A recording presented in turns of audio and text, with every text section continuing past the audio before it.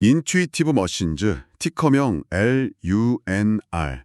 이 기업 주가가 정말 하루 만에 무려 37.7%나 폭등했어요. 네, 37.7%면 이건 뭐 거의 사건이죠. 맞아요. 단순한 호재라고 하기에는 상승폭이 너무 엄청나서 오늘은 이 폭발적인 움직임 뒤에 숨겨진 이야기의 조각들을 하나씩 좀 깊게 맞춰보려고 합니다. 네, 이건 정말 한 가지 이유만으로는 절대 설명이 안 되는 현상이에요. 마치 잘 짜인 각본처럼 네 가지의 거대한 동력이 정말 완벽한 타이밍에 맞물려 돌아갔거든요. 네 가지 동력이요? 네, 국가의 거시적인 정책, 또 기업 내부의 체질 개선, 월스트리트의 재평가, 그리고 마지막으로 시장에 보이지 않는 수급의 힘까지 이 네 개의 톱니바퀴가 어떻게 맞물렸는지 들여다보는 게 오늘 저희의 임무라고 할 수 있겠네요. 네 개의 톱니바퀴라. 와, 그럼 이건 그냥 운이 좋았다 이렇게 볼 게 전혀 아니군요. 이 거대한 기계가 어떻게 작동했는지 그 설계도를 한번 제대로 펼쳐보겠습니다. 좋습니다. 시작에 앞서서요. 투자 판단의 최종 책임은 투자자 본인에게 있다는 점을 명확히 말씀드립니다. 저희는 단순 참고용 정보나 분석을 제공할 뿐 특정 종목이나 섹터에 대해 매수나 매도를 절대 추천하는 것이 아닙니다. 그럼 첫 번째 톱니바퀴, 가장 거대한 동력부터 시작해 볼까요? 네, 좋아요. 이 모든 것의 배경에는 미국 정부, 좀 더 구체적으로는 백악관이 있습니다. 주가 폭등 직전인 12월 18일에 미국의 우주 정책 방향을 완전히 바꿔놓는 행정명령 하나가 조용히 서명됐거든요. 행정명령이요. 어떤 내용이었길래 그렇게 파급력이 컸던 건가요? 핵심은 달 점유권, 영어로는 루나 더미넌스라는 단어에 담겨 있어요. 2028년까지 달에 대한 미국의 주도권을 확실히 하겠다는 아주 강력한 목표를 국가 차원에서 천명한 거예요. 와, 이건 뭐 단순한 과학 탐사 계획 발표 이런 거랑은 차원이 다른 이야기입니다. 잠깐만요. 달 점유권이라니요? 단어 자체가 굉장히 뭐랄까 공격적으로 들리는데요? 그렇죠. 마치 신대륙을 선점하려던 그 대항해 시대를 보는 것 같기도 하고, 원래 우주는 평화적인 탐사의 공간, 인류 공동의 자산 이런 인식이 있었잖아요. 근데 이건 거의 우주판 영토 전쟁을 선포한 것처럼 들리기도 하거든요. 바로 그 지점이 이번 정책의 핵심적인 변화입니다. 더 이상 우주가 낭만과 탐사의 대상이 아니라는 걸 공식화한 셈이죠. 경제적, 군사적, 또 지정학적 가치를 지닌 새로운 영토, 다시 말해 전략 자산으로 규정한 겁니다. 특히 뭐 물이 존재할 가능성이 높은 달의 남극 같은 특정 지역은 미래 에너지 자원하고 직결될 수 있잖아요. 그렇죠, 그렇죠. 그러니까 다른 경쟁 국가들보다 먼저 선점하는 게 무엇보다 중요해진 거죠. 중국이나 다른 나라들이 워낙 바짝 추격해오니까 미국 입장에서는 더 이상 여유를 부릴 수 없다는 그런 위기감이 반영된 거군요. 맞습니다. 근데 보통 이런 국가적인 프로젝트는 나사 같은 정부 기관이 전적으로 주도하지 않나요? 과거에는 그랬죠. 그걸 저희가 올드 스페이스 시대라고 부르잖아요. 정부가 막대한 세금을 투입해서 모든 걸 책임지는 방식이었죠. 네. 하지만 이번 행정명령은 뉴 스페이스 시대로의 전환을 아예 못 박았다는 데서 굉장히 상징적인 의미가 있습니다. 민간 부분의 역할을 그 어느 때보다 강조했거든요. 그러니까 정부가 이제 선수로 직접 뛰는 게 아니라 감독이나 구단주 역할을 하겠다는 거네요. 네네. 방향과 목표, 그리고 자금은 우리가 될 테니 가장 빠르고 효율적으로 골을 넣을 수 있는 민간 기업들을 적극적으로 활용하겠다. 이런 전략적 변화로 이해하면 될까요? 와, 아주 정확한 비유입니다. 정부가 모든 걸 다 챙기는 방식으로는 더 이상 이 속도 경쟁에서 이길 수가 없다는 걸 인정한 거죠.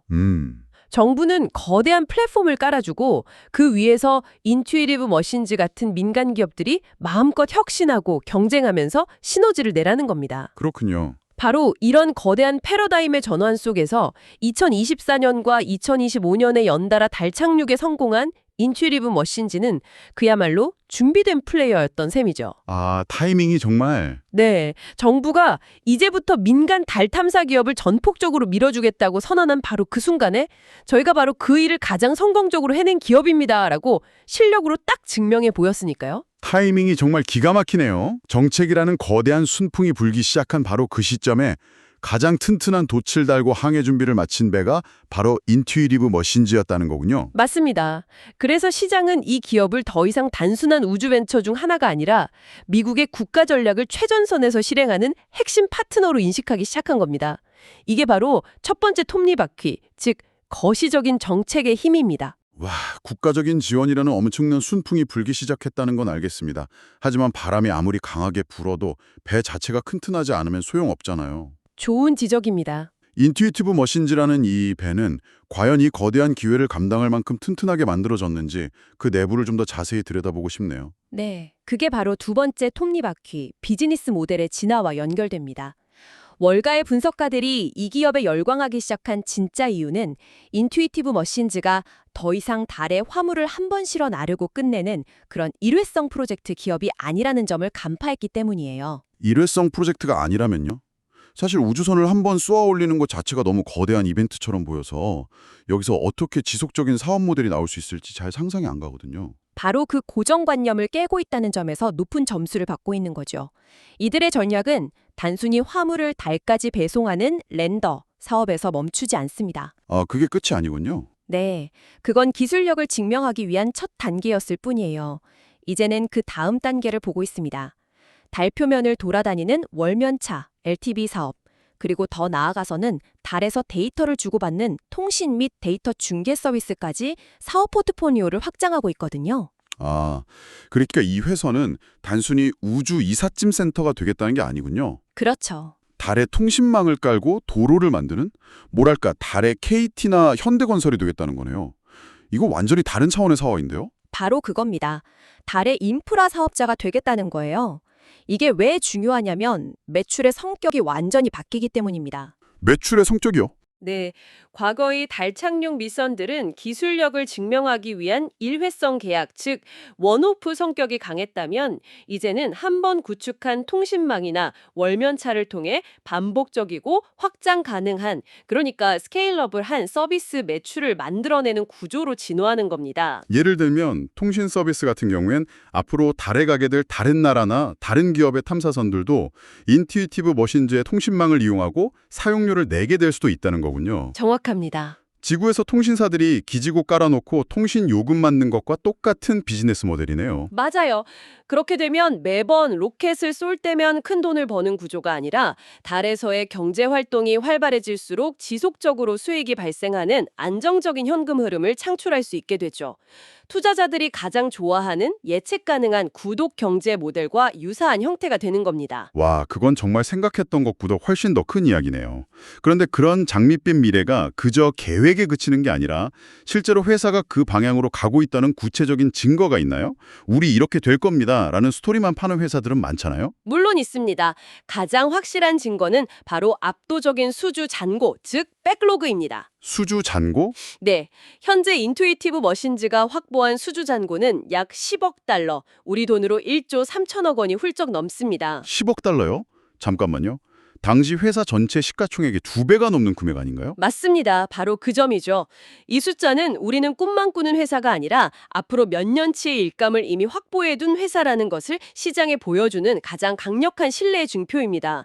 미래 매출에 대한 가시성을 확실하게 보여주는 거죠. 좋습니다.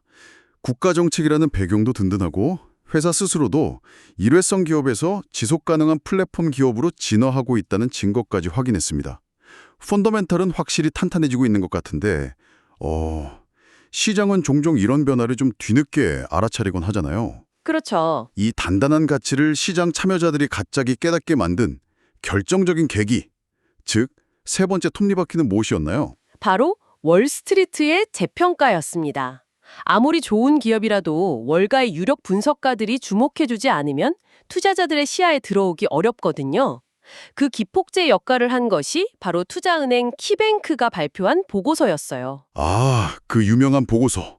어떤 내용이었길래 시장에 그렇게 즉각적으로 반응했죠? 키뱅크는 이 기업에 대한 분석을 처음 시작하면서 목표 주가를 무려 20달러로 제시했습니다. 20달러요? 네, 보고서가 나오기 직전 주가가 10.75달러였으니까 앞으로 84%나 더 오를 수 있다는 의견을 낸 거죠. 잠깐만요.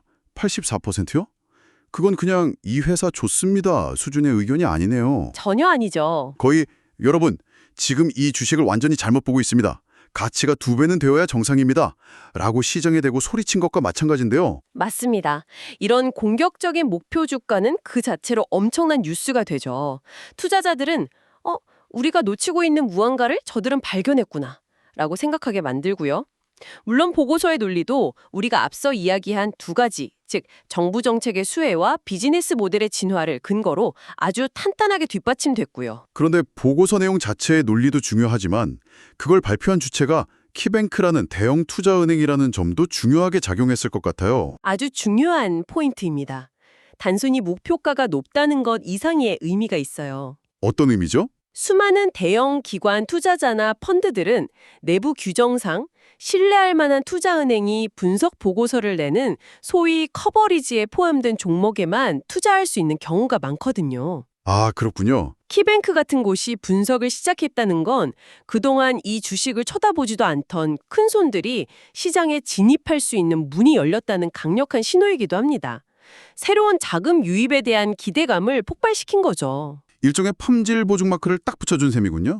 거기에 더해서 다른 호재들도 있었다고요. 네, 그동안 주가를 억누르던 불확실성들이 해소될 거라는 기대감이 동시에 작용했습니다. 미국 정부의 셧다운 우려로 지연되었던 여러 정부 계약들이 재개될 조짐을 보였고 무엇보다 곧 발주될 예정인 대형 프로젝트, 바로 월면차 LTV 사업 수주전에서 인투이티브 머신즈가 가장 유력한 후보, 즉 프런트러너라는 소문이 월가에 파다했습니다. 아, 이 계약 하나만으로도 수주 잔고가 또 한 번 크게 점프할 수 있다는 기대감이 투자 심리를 아주 강하게 자극한 거죠. 와, 정말 모든 조건이 완벽하게 맞아떨어졌네요. 펀더멘털의 변화가 월가의 강력한 재평가를 만나면서 주가 상승의 명분을 확실하게 만들어준 거군요. 네, 그게 바로 세 번째 톱니바퀴였습니다. 이제 마지막 퍼즐 조각만 남았네요. 맞아요. 정책, 비즈니스 모델, 월가의 평가. 이 세 가지만으로도 주가가 오를 이유는 충분해 보입니다. 하지만 하루 만에 37.7%라는 상승률은 이건 정상적인 범주를 벗어난 움직임이잖아요. 그렇죠. 이례적이죠. 이 불길에 기름을 부은 네 번째 톱니바퀴. 그 기술적인 요인은 대체 무엇이었나요? 그건 바로 숏 스퀴즈, 즉 공매도 세력을 쥐어짜는 현상이었습니다. 숏 스퀴즈. 네, 이 폭발적인 상승률의 마지막 동력은 시장의 수급 구조 그 자체에 숨어 있었죠. 당시 인투이티브 머신즈의 공매도 비중, 숏 인터레스트는 무려 23.8%에 달했습니다. 23.8%요. 네, 시장에 유통되는 주식 100주 중 거의 24주가 주가 하락에 베팅한 물량이었다는 뜻입니다. 와, 23.8%만 정말 엄청나게 높은 수치네요. 그만큼 이 회사의 실패에 돈을 건 사람들이 많았다는 거잖아요. 맞습니다. 아마 그동안의 주가 부진이나 정부 계약 지연 같은 리스크를 보고 이 회사는 더 떨어질 거야 라고 확신했던 거겠죠. 바로 그렇습니다.